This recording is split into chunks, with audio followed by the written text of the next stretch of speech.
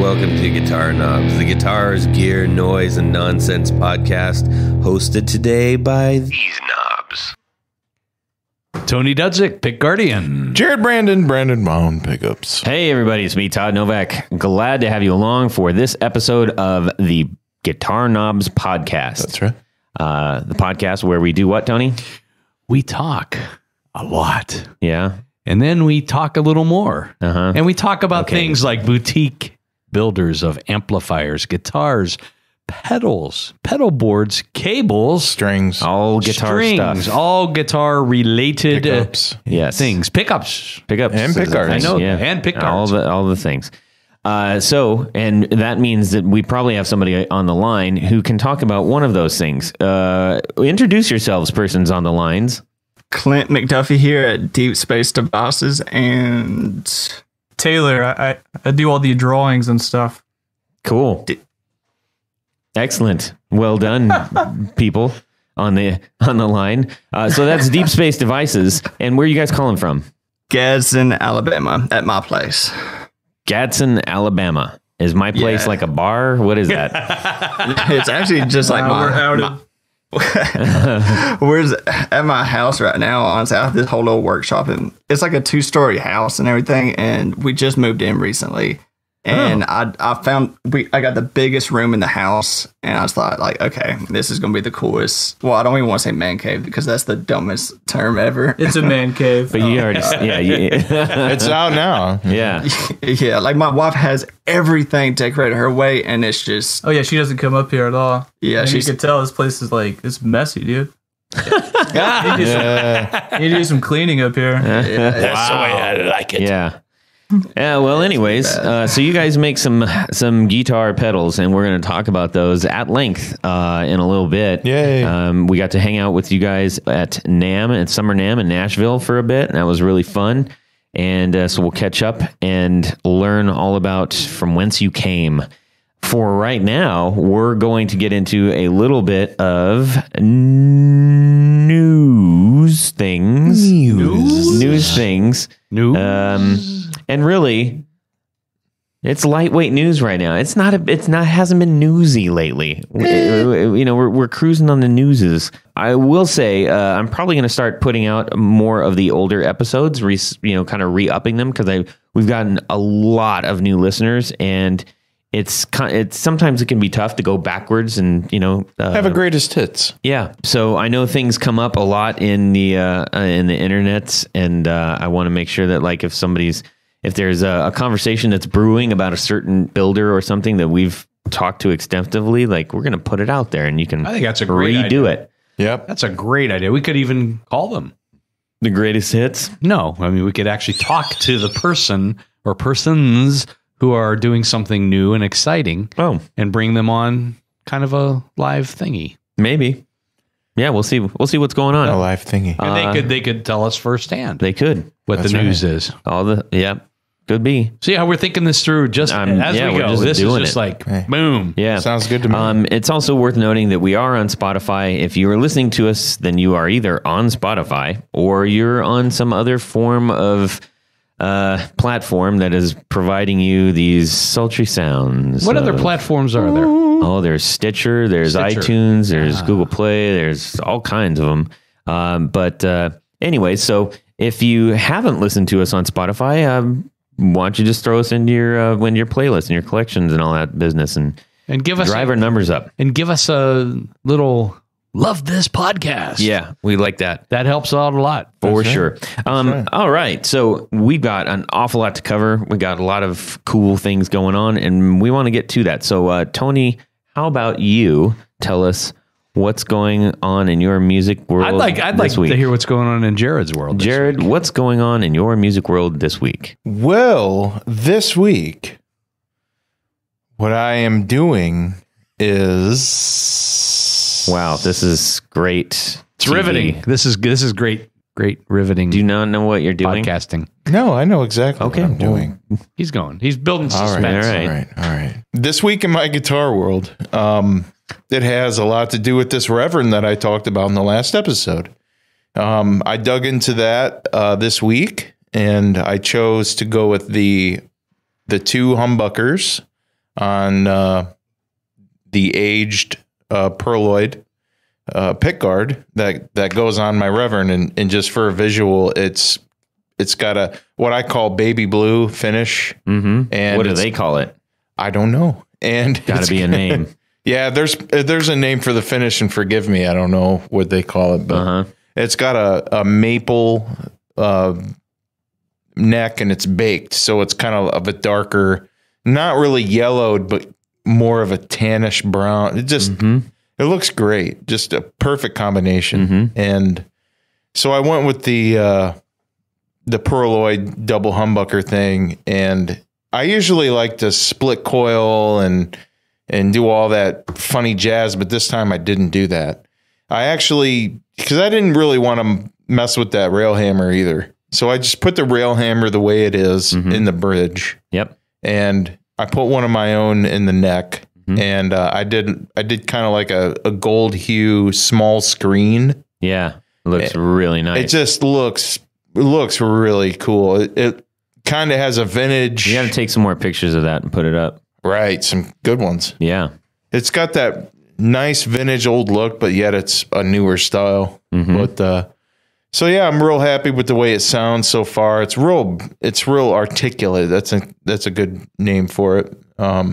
It's pretty bright, but yet it's not ear piercing bright. Cool, man. Yeah, that's so excellent. I'm calling that one done. I believe they call it Chronic Blue. Chronic Blue. I like Chronic it. Blue. It's the Excellent. Chronic, man. Tony, go for it, baby. All right. So, yeah, I was just really anxious to hear what was going on in Jared's world. I don't know why. Well, the pick guard was made by Pick Guardian. Oh, excellent. I know a guy there. I know a guy too. I gotta. So this is just something small, but it is interesting, and it kind of explains cost things. What the why things cost as much as they do. So I got home yesterday afternoon, and there's a UPS box. I knew it was coming, but it was a box of celluloid binding that I use on my bound guards, and then a half sheet of 0.070 solid tortoise that I use for like Les Paul Jr. guards and a couple of others, Gibson Ripper guards and things like that. And I mean, it was kind of shocking, and everybody that I showed it to, I said, "Here's $400 worth of celluloid." Wow! And it was just celluloid's not funny, man. It's expensive. It's expensive, and it's something you definitely don't want to screw up on. But it's not. Luckily, it's something that I buy. Like, unfortunately, you don't screw up on it most of the time. Yeah, I have my moments. But fortunately, I only have to buy binding about once a year, and sometimes I'll buy the actual sheet material a couple of times a year. But it's just shocking. I'm holding this box, and it's just like, wow, I guess I could have bought a guitar for this. Yeah. Well, it's funny when you see somebody like dump out all the pedal parts. I think I'm trying to remember which pedal maker did this recently, but they basically had it all dumped out on the table and like, well, there's $1,500 worth of, or some astronomical number, and it didn't look like much. And you're just like, I think it was all germanium transistors or something, which was just super that would make sense. So, yeah, that's why it would. But yeah, so that's whether it's pick guards or pickups or pedals or whatever, there's a cost involved, and I think if you want good stuff, and sometimes you have to pay just a little bit more. You got to pay the price. Yeah. Let's go to Clint. Alabama. How are you guys doing? Doing great as far as, I guess, gear news for myself. When we got this landscape sound, it's like it's best just to kind of describe it. It's a touch synth, and man, it's just been crazy playing with that thing. I mean, we mainly got it just for upcoming pedal releases and just doing like demos with that thing. But I mean, to stick with guitars, so a buddy of mine got with me, and I was just asking him, like, I mean, he's always getting all these Sun amps and Sun cabs. I'm just like, you getting all this stuff? Like, where do you find this? Because I'm always looking, like, there's always guitar center used or reverb, of course, reverb. and he told me Facebook Marketplace, and Yep. I had this Fender Modern Player telly, that it's like, I forgot what all the specs on it was, but anyways, like I got on Facebook Marketplace and I felt kind of bad, but I traded this guy a Fender American Strat to 1994, and this thing was like, my telly was like, Japan made or whatever. I just felt bad, like I'm getting like $1,000 guitar and he's getting like a $300 guitar. But I mean, it's a good deal to me. I just felt bad, but other than that, that's pretty much it. Well, don't feel too bad. I mean, we've actually talked about a couple trades on here where I'm just like, hey, I don't get it, but that's what somebody wants, then that's what they want, Yeah, that's perfect. I mean, that's kind of the way that it is. You have something that somebody else wants, and they have something that you want. At a certain point, dollars don't matter. Yeah. Yeah, I mean, at least the other person's happy. I mean, I'm really happy, but Yeah. So you're both happy. So that's a win-win-win. That I don't know who the third person is, but that's all right. It's you, Todd. Let's see. How about let's go to Taylor. Yeah, so I got the Board Brain Patulator, which is a super cool little device that you can plug in different. Help me here, Clint, because I haven't actually played with it yet. But you can plug it. You can like switch your pedals around without having to go through the whole hassle of just changing out different patch chords. Yeah. Really? I mean, dude, it is so it's different than a switcher. So it's like you can hook up all your overdrive to one little patch, and then like all your flanger to one patch, and all your like modulation, right? Really? Yeah, pretty much. I mean, a lot of you'll see it with a lot of Eurorack users and stuff like that, or even synth players. But I mean, they've been incredible for just. I mean, I have one personally, and I have it right smack in the middle of my pedal board, and where all my loops and reverbs, delays, and modulation is. I have it right in the middle. Everything's connected to it, and you can just change it around with the chords up top, so you don't have to deal with changing around the patch. That's pretty nice. I may not even hook it up to anything. I just want it to look cool in the middle of my board. It's a pretty cool artwork, honestly. Yeah. That was pretty killer. sick. All right, we'll have to check that out. The Board Brain Patulator. Yeah, that sounds cool. Yeah. Todd, what's going on in your musical world this week? I was talking recently about investigating volume pedals. Volume. Yeah. And so I did some investigating. I did a lot of researching, which is also synonymous with investigating. That's right. And Or investigating. I surprised. Use your Midwest prowess. I will investigating. I was surprised by it, I guess the state of volume pedals, where it's like, okay, everybody was like, oh, you got to go with the Ernie Ball, but everybody seems to just say, well, you get an Ernie Ball, but you definitely have to fix the broken string. And I was like, well, that doesn't sound like a very good deal. And then it was like, well, try this one. Well, that one's a tone suck. And it's like every single pedal had some pretty big problem with it. So I had mentioned before that I was investigating the Tapestry Audio Bloomery, which is a passive volume pedal. And I found one on Craigslist, which I was shocked at. And I got a killer deal on it from a local dude who also is into gear building. So I'm hoping to connect with him. We'll find out more about him. Are you going to wear a high heel shoe when you use that? Why would I need that? It's tiny. He'll probably wear pumps. My foot can cover two of those pedals. Yes, he Dude, did. what's crazy about that? I have the same one. Well, I have the active one. Oh, It yeah? is so heavy. It's really heavy. Oh my God. I was shocked. Yeah. It's crazy. I just picked it up. Yeah. It's like, But what's cool is it's all mechanical parts. It's not a bunch of stuff that's going to break in it. It's like that thing's indestructible. Yeah. So anyways, I was really excited to actually find one of those used because I had been looking on Reverb and they don't come up and they hold their value really, really well. And got a good deal on it and I was really pleased. So the only other thing on it, it's got a tuner out and I was like, oh, okay, I'll try my tuner out. And then I started again researching and I've never used volume pedals before. I've either just used the kill on my tuner or because I'm using a TC Polytune Mini, and it's like that. Well, that's instant volume kill. But I now am in need of one, and I said, well, I don't want to spend money on one that's I'm gonna have to fix. I just didn't want to do that. So I'm really happy. So the tuner it's out not on a this mini. one, the tuner out on this one does when your volume's out. Is that when it shoots to that, or is it feed all the time? I gotta learn about it a little bit more, but I don't know enough about the tuner out at this point. I need to spend a little bit more time. But the reaction of the world regarding tuner out was like, worst idea ever. Don't do it. And I was like, well, we'll see about that. But I can tell you something about that that pedal. Like it's great, and you would say it's indestructible. I mean, there's the Ernie Ball, juniors. Yeah, I mean, they're always breaking, but be sure to tighten the bolts and everything every now and then. Okay. Because twice it's happened to me. I just thought, this thing, it's not ever going to give out on me. During a show, I've had like a bolt fall out, and I've had to keep my foot on it. Oh, you're the kidding. whole entire show.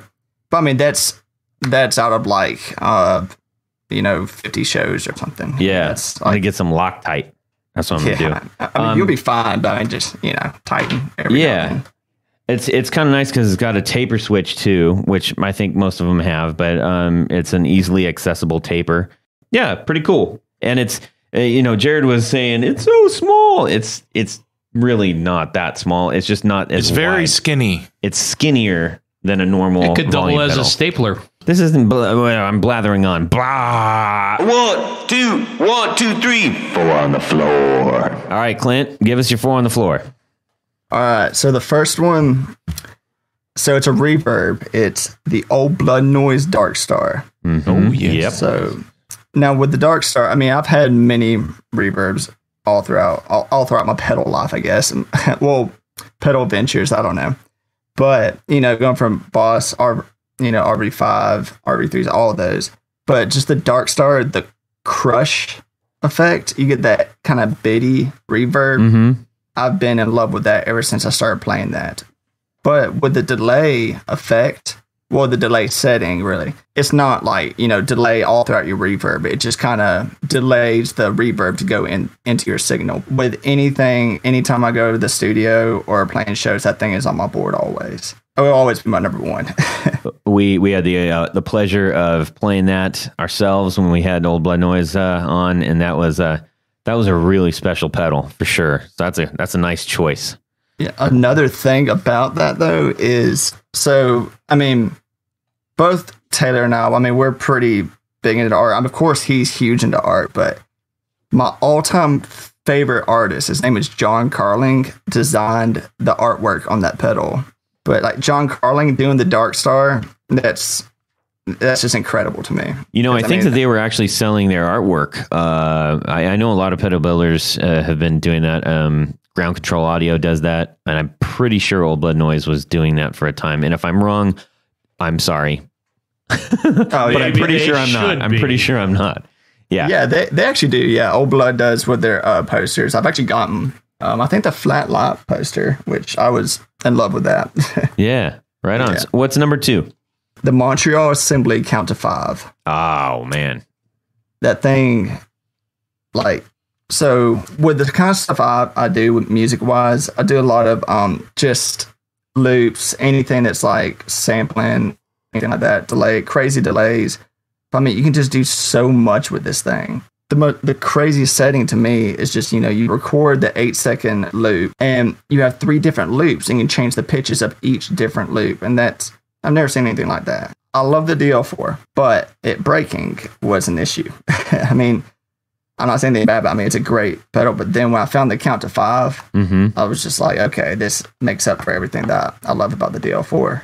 And yeah, that Count to 5 is kind of an elusive pedal, and it's one that's easily overlooked. It's not of the collectibly flashy illustration ilk. Oh yeah, reminds me of the way Fairfield Circuitry goes about things. Yeah, which, very much. I love that aesthetic, the way that he goes about it. But number 3, it'd be the Carolina Guitar Company Kilobyte. Okay. So I'm the kind of player that just doesn't ever use tap tempo, and the Kilobyte just always made me never want to go towards tap tempo. I know that's a lot of people just from playing shows and stuff like that. Like, dude, why do you have something like that, like a delay with no tap tempo? It's like, dude, just play around with it. You're gonna love it. I mean, you can add like a little bit of drive to your delay, trails and everything, but the oscillating Havoc switch, that's what sold me. And I write weird music, so yeah.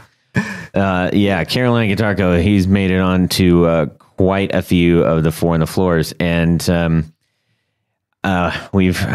that's one of those dudes that I've had a lot of conversations with, and I guess he's just very busy, but he said he wants to come on. So if you're listening, we want you on the show, man. Yeah. And if anybody knows him directly that can give him an elbow, do so, please. What do you got for number 4? So for number 4, I actually changed it like 30 minutes ago. It's okay. No one will know. Because John Snyder sent me a longsword. He's literally been mentioned in the last 5 episodes. John Schneider, you're going to have to start paying me royalties. Sheesh. Man, like, I remember listening to y'all's episode with him, and I was just like, this is the smartest man alive. But he might be. Yeah. He's a great dude, though. But so I've always struggled finding, I mean, I've had many drives, distortions all throughout the years, and I've always struggled finding something that's with the tonal controls and accessibility that you have with it. I mean, the longsword does it all, and I was just so excited playing it, and I really wasn't going to change this last one into longsword, but then it was just like, okay, this is one of the best drives I've played in a long time. I'm glad you did. Yeah, it's pretty unreal. I mean, I kept on seeing like they're so hard to come by, and I just finally just messaged John and was like, "Hey, man, can you hook me up and help me out a little bit with that?" But that's good. I think they actually just came out with I think he's doing a longsword mini actually, and by mini I don't mean mini like a little mini Moore pedal, but I mean just smaller case. Yeah, I think he did have like a different well, he had like the lesser knobs version of the dagger or something. Oh, like maybe that's it.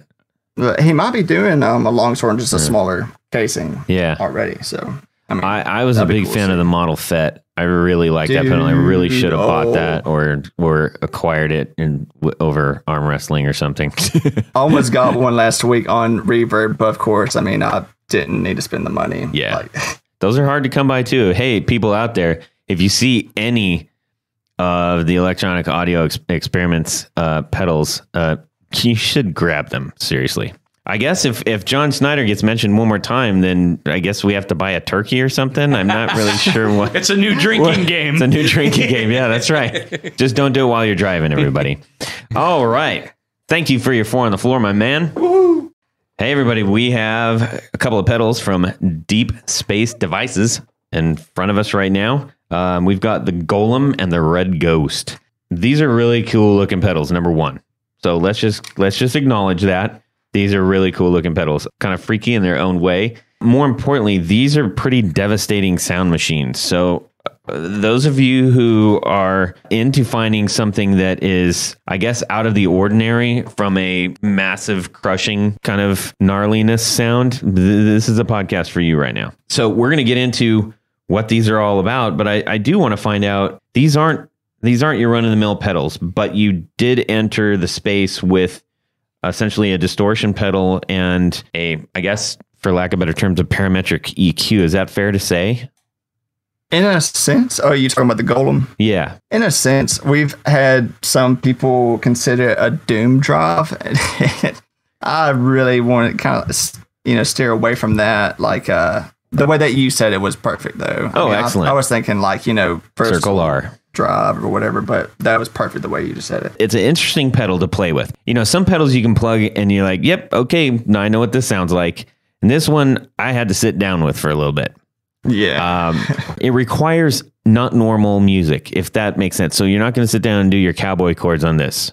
Yes. Right. But if you are looking especially for textural sound, or you are, if you got a 2-guitar band, this could add like a tremendous amount of weight. Actually, both of these could. These are just the pedals we have in front of us. You have another pedal, correct? Well, it's the third pedal that we're releasing in September. Okay, we'll get to that one in a couple of minutes. Don't uncover it yet. Yeah, we can talk about it though. Yeah. The Red Ghost was the first one out for you, right? Yes. Okay. If you guys are listening and you're not familiar with Deep Space Devices, go get familiar. Check them out on Instagram, and I think there's some YouTube stuff out there for sure. You don't have a massive line of pedals, and that's okay. You guys are you're starting out relatively young in the game. Yeah, around honestly 6 months. Yeah, we're shocked that we're here. That's cool. So when we're trying to find people to have on the show, this is a little bit of a tangent real quick here. It isn't all about who's got the most line and who's been around the longest and who's got the most popular thing. We really try to find people that are, just doing something unique, doing something a little bit different, exercising their own creativity, their own voice. Not everything is for everybody. And sometimes things that are for everybody can, everybody already knows about it. So we like to try to shed light on lesser known things if possible. Certainly give anybody who's trying real hard a leg up in the game. That's the way this whole thing started out for the Guitar Knobs. So that's why we started talking to you. I started to see a lot of action around Deep Space Devices, and reached out. And when I met up with you guys at NAMM, you had a nice little pedal area going. It fit in really well with everybody. The way that we're currently describing these pedals, they're not total freak shows, so don't be too scared. But they're very well designed and very well thought out pedals. So I think that we've often asked younger people in the pedal game, if you will, like, it's a pretty big ocean of pedals. How do you go about saying, let's give this a go and keep going? Ooh, you ready for a long story? Yeah, man. Yeah. Okay. That's what we're here for. Oh, no. I think the best way to start it out, I guess,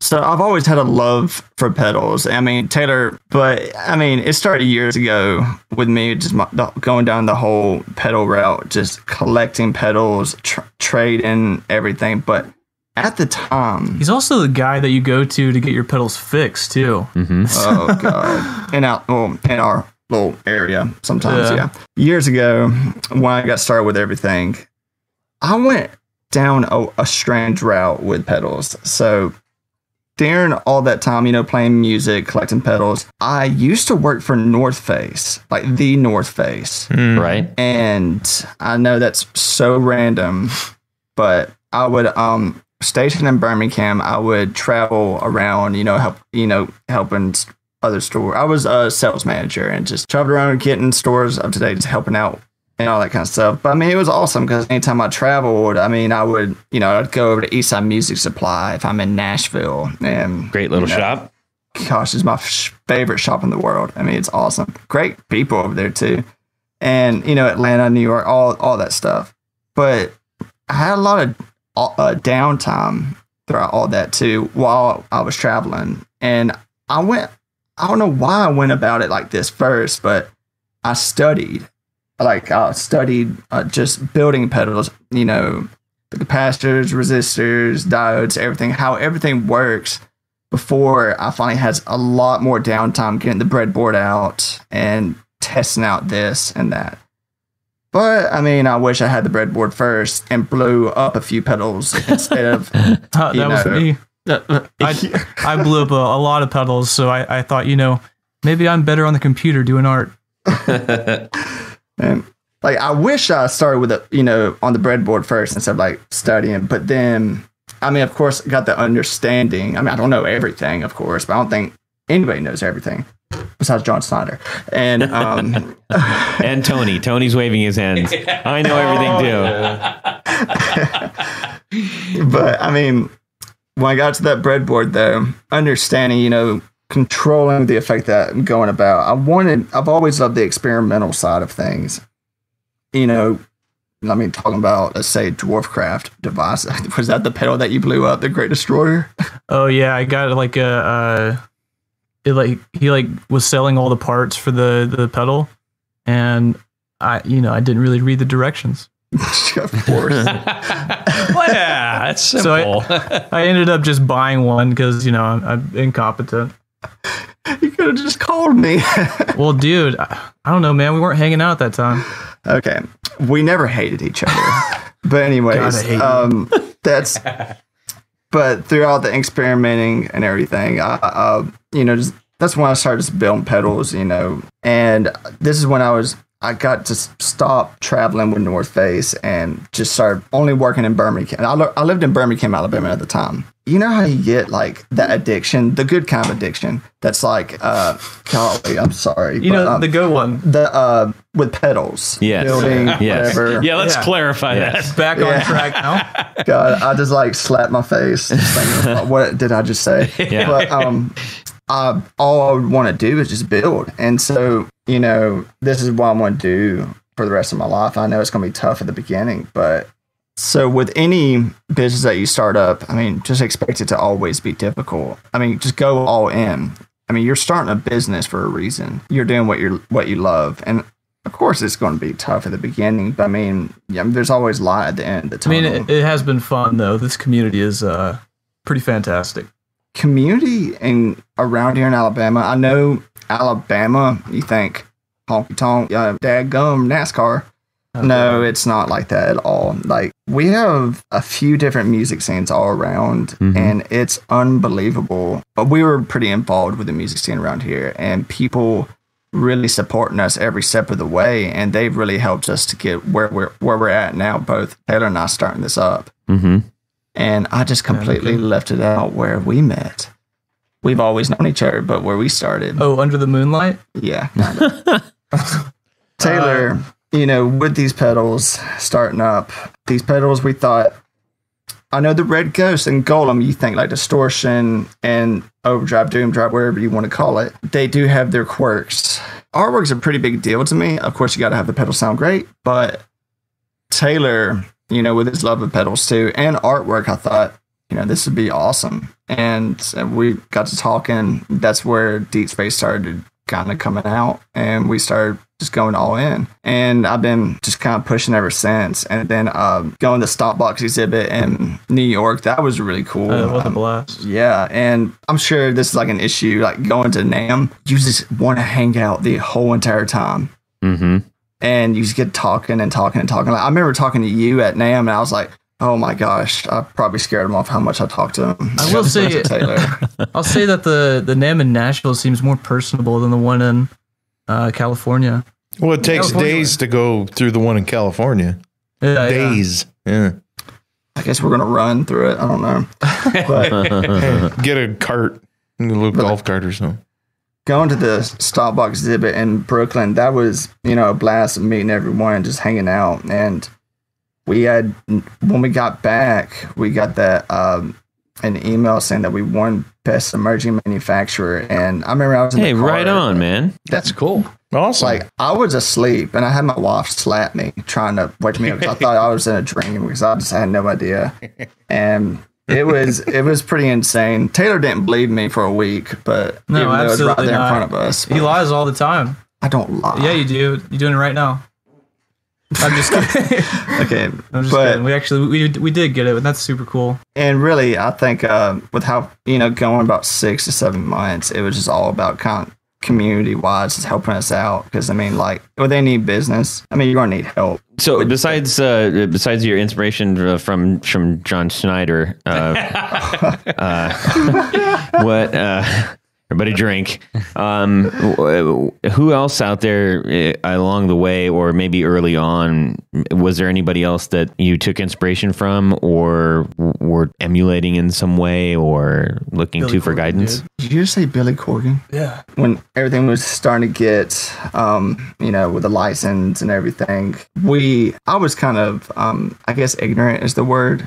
Say, like, parts and everything. Of course, I mean, where to get parts like Mammoth and stuff like that, or Tata. But cost-wise, I got to emailing and talking with Drew Swindler from Swindler in Birmingham. Also been on the show. Hello, Drew Swindler. Hey, Drew. Drink. I can't tell you how much that dude has really helped us, and little does he know. But I mean, we met for the first time the other day at Manchester Orchestra show. Oh, nice! And that was awesome. We were at the sound booth just talking for the longest time, and it was like after the show, and I felt kind of bad because like I was everyone's ride, and they had to wait like an hour and a half. But I mean,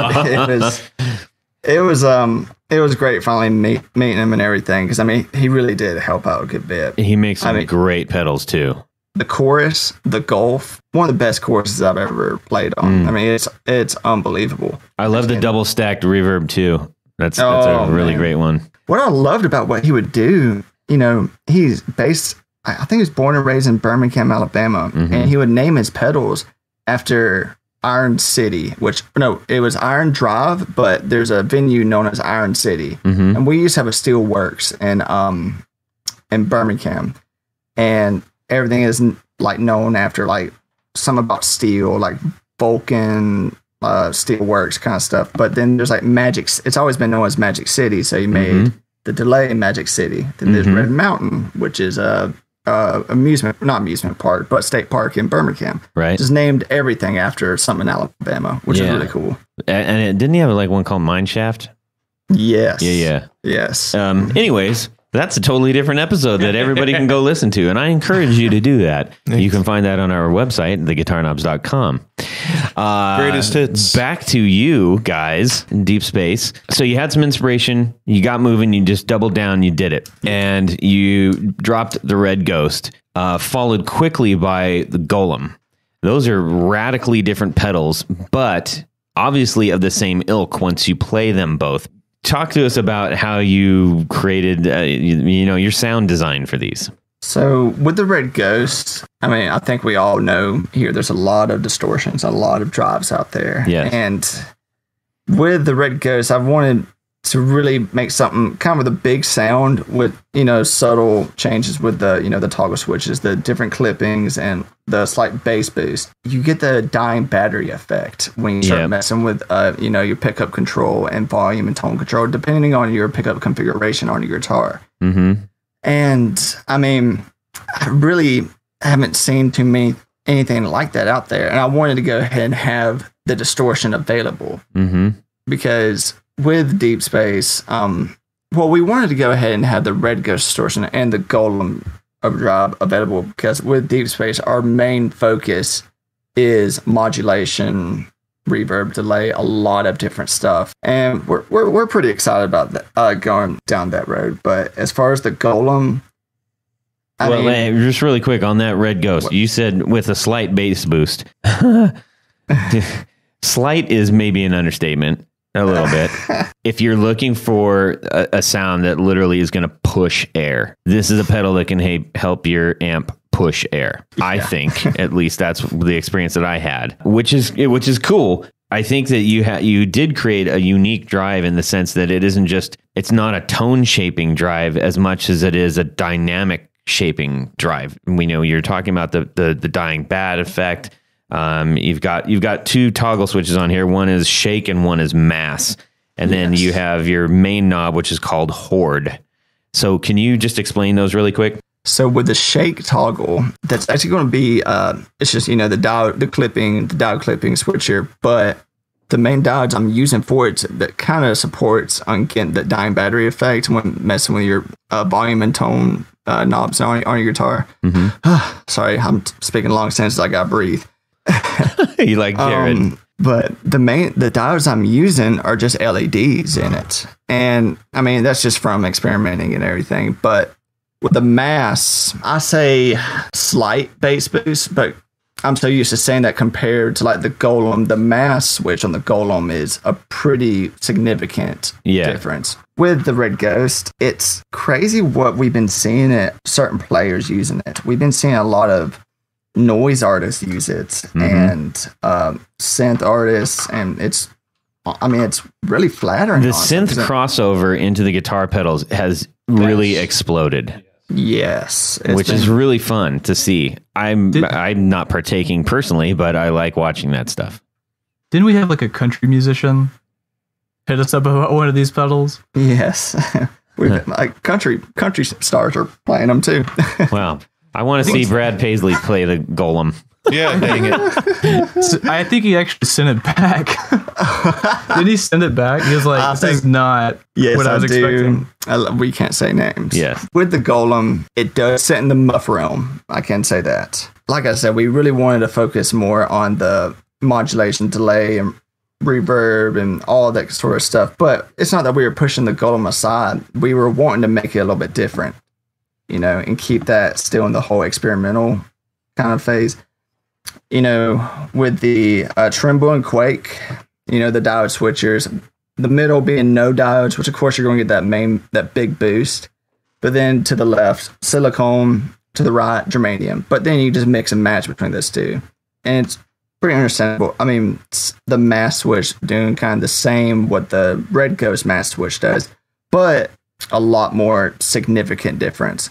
But the Evolve is kind of where we really put most of what the Golem is into. This is just as you're describing this. I just want to paint people a picture. So this is what size box is this? This is a bigger box, but not the ginormous box. Yes, it's I think the 5090 BBM. Yeah, so it's like about like a big muff size box, almost something like that, right? Yeah, you could say that. We could. I mean, the most noticeable thing on here is that you've got 4 very tiny toggle switches, which I like, all grouped together on this very imposing looking gentleman's face. That's my interpretation of Clint. Oh man, of Clint when it first came out. I wonder what he looked like. Yeah, it's a striking pedal. When you're looking at this, you're like, yeah, I'm pretty sure this is going to be kind of crazy sounding. And you're going to be right in assuming that. He's a crazy looking dude, let me tell you.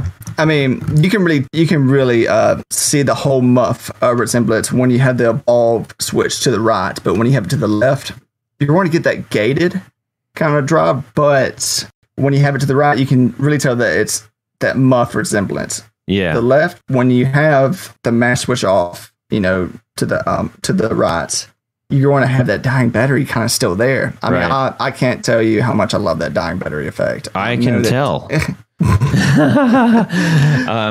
Well, yeah, I mean, this does require a bit of a sit down with the owner's manual, just simply because there are so many combinations that you can come up with.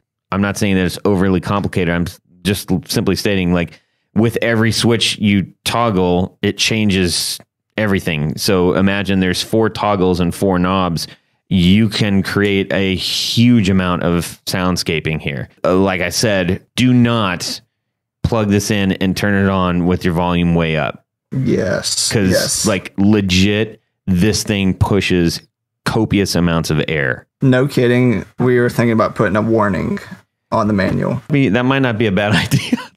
Because if you did plug it in and jam it, and you're kind of talking about like a Back to the Future kind of thing where you could endanger your amp or your speaker anyways. Wait. Yes. So especially with bass players too, because dude, we need to message all those people. Oh yeah, this seems like this would be amazing for bass. When it comes to bass, my favorite thing I love seeing people play on is the Red Ghost, because it sounds great on bass. I think both of them are like pretty much aimed at bass players too.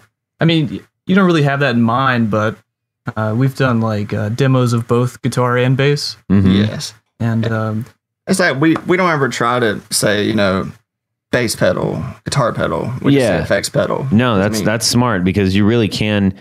I think you really can use these both as crossovers. I think they would both, for the right kind of music, it could do some pretty magical stuff.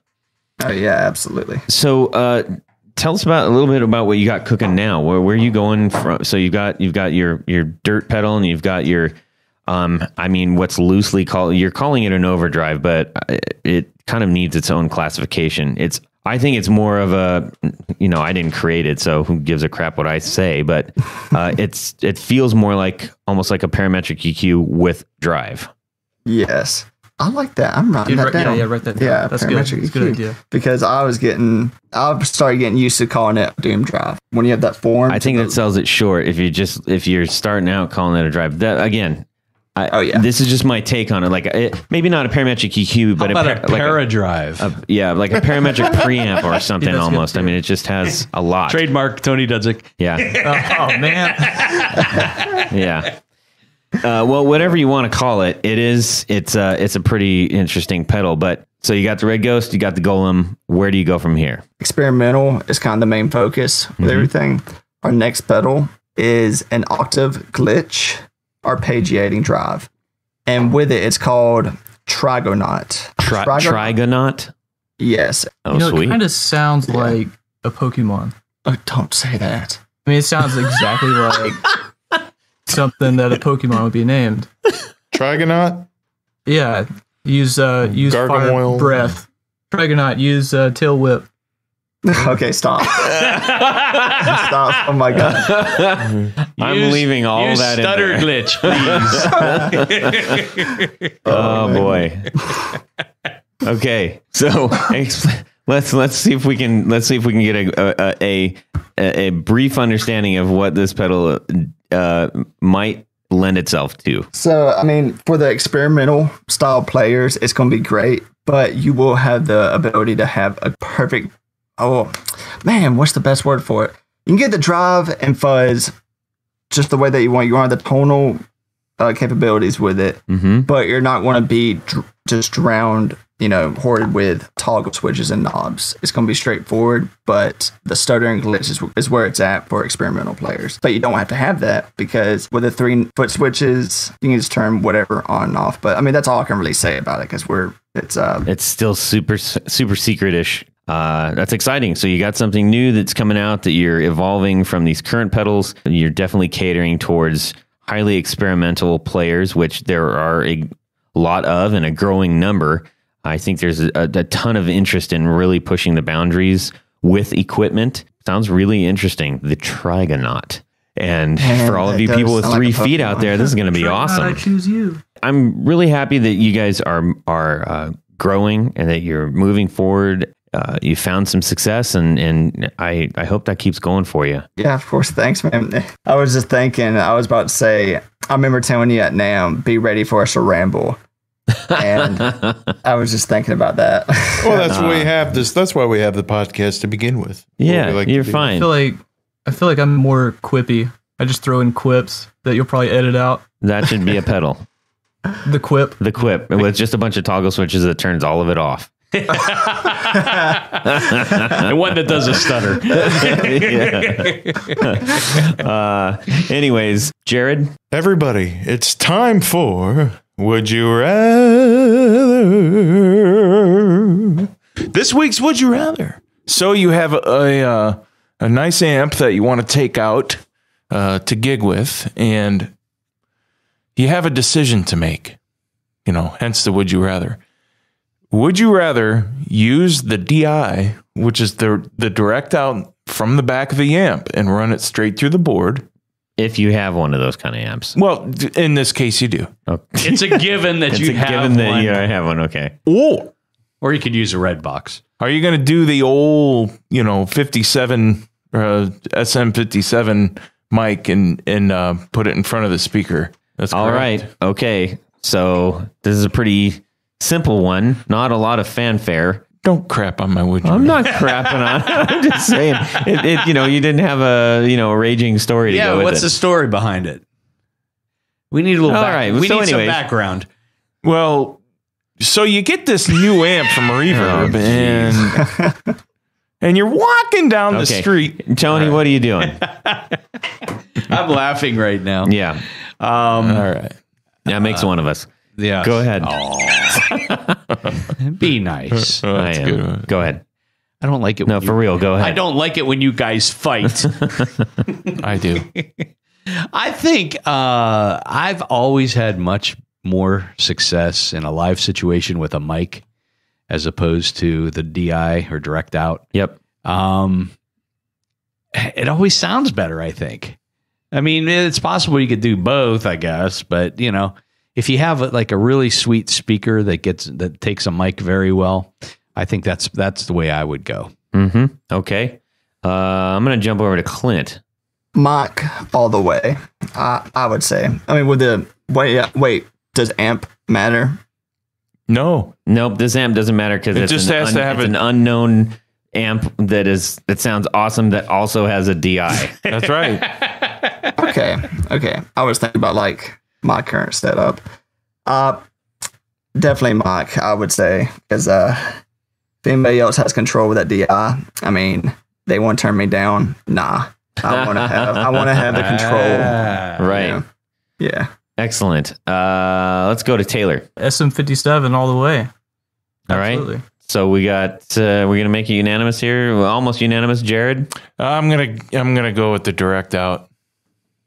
And just for Todd, this is gonna be a Fender Paul Revere amp, where it's got Paul Revere and the Raiders. No, it's the one that he used. Isn't the one that he used has all those outputs and inputs and all that in the back. You're talking about Paul Rivera? Yeah, Paul Rivera. Okay, that's what Thank I you. thought. I thought. I'm just grasping at straws. I forgot. I forgot how to the guy's name, or I don't even know what. No, you're fine. Is. Well, I thought you were talking about Paul Revere and the Raiders. You know what amp I'm talking about? I had one, but I forgot what Fender called it. Anyway, it was like 20 years ago. That's how long it's been. Quentin Taylor, do you know which amp he had? Yeah, it was like 20 years ago. You remember that one? No, the one that it's Son. Nope, it's a Fender.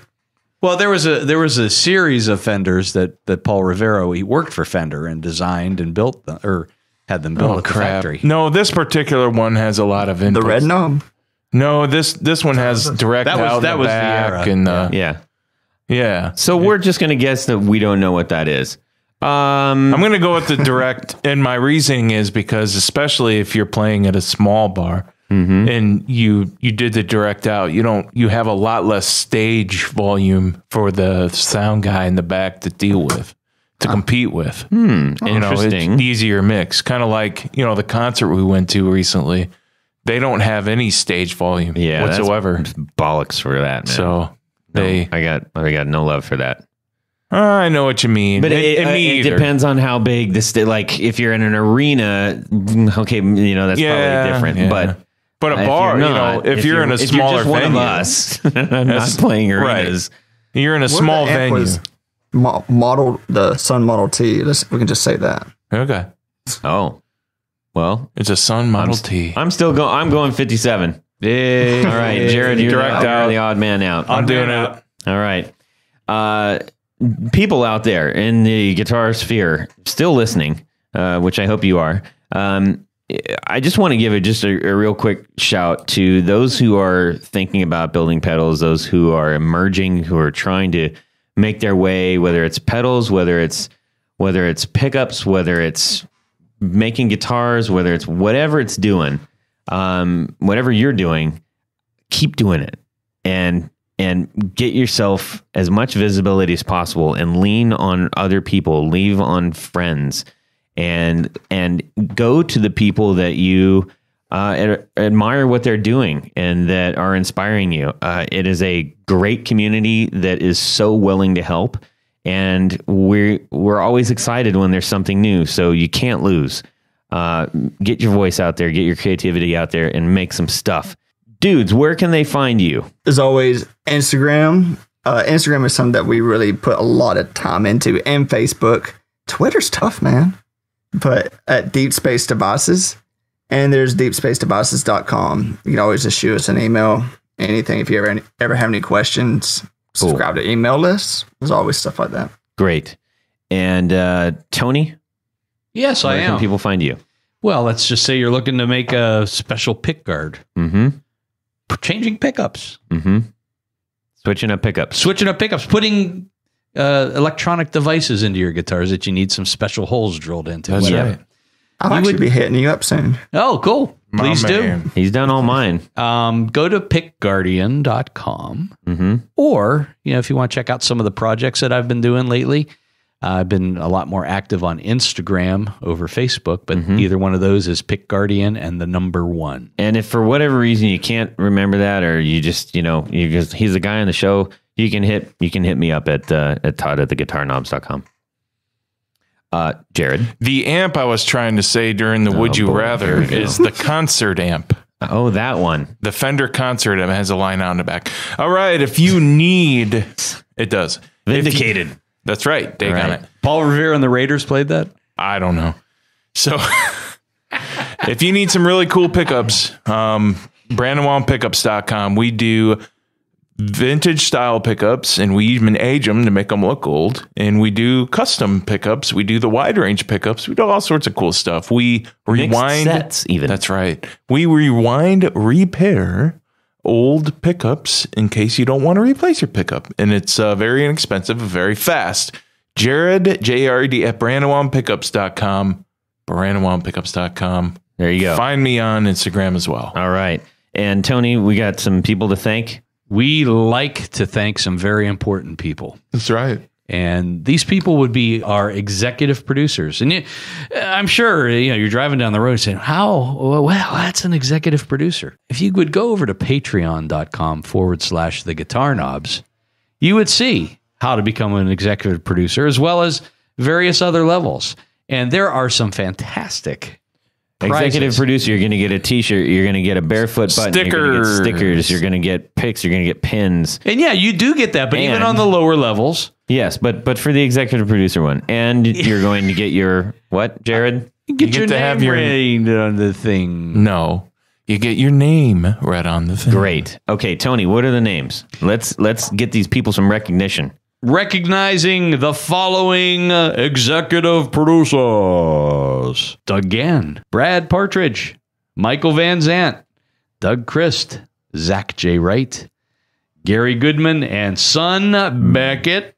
What's up, Beckett? Darren Gregory, Robert Marfleet, John Anglin, Chris Kearney, Sean S.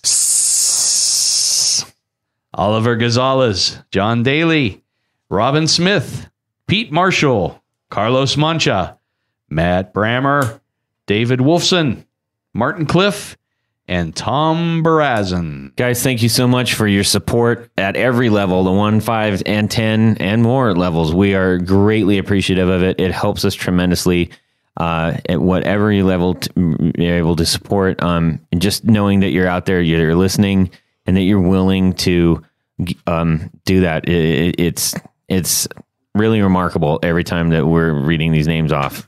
So we thank you for listening wherever you're at. We thank you for commenting on the socials and for sending us notes. We love talking to you. So keep it coming. And guys, thank you out there in Bama. Yeah. Alabama. That's you guys. I was just about to say roll time, but no, I can't. Please don't. Yeah. You remember 2014? Okay. Remember? Oh, man. Remember that? So thank you guys out there in Alabama, Deep Space Devices, for being on the show. We were happy to talk to you guys and learn about how you started out and where you're going, and continued success. Hey, are you going to be, we talked a little bit about NAMM. Are you going to be displaying at the Winter NAMM show? Oh, yeah. Yes, sir. We are. We will see you there. Yeah. All right. Oh, man. Hey, everybody. Have a great Guitar Week. We will check you out super soon. And, really quick, make sure that you take advantage of all the deals that everybody's been giving on past episodes. We've had a lot of really great specials, and make sure you take advantage of those, because those guys are... they're making great gear, everybody that we're having on, and there's some excellent things to be had out there. So check them out. Subscribe! Yeah. Well, that's it for these knobs. Please visit our Patreon page at patreon.com/The Guitar Knobs. Visit our website at theguitarknobs.com for all of our past episodes, 4 on the Floor blog, and other good stuff. You can connect with us on social too at our Facebook page and share your gear and stories on our Facebook group. Also, be sure to check out our Instagram at Guitar Knobs. Catch you next time.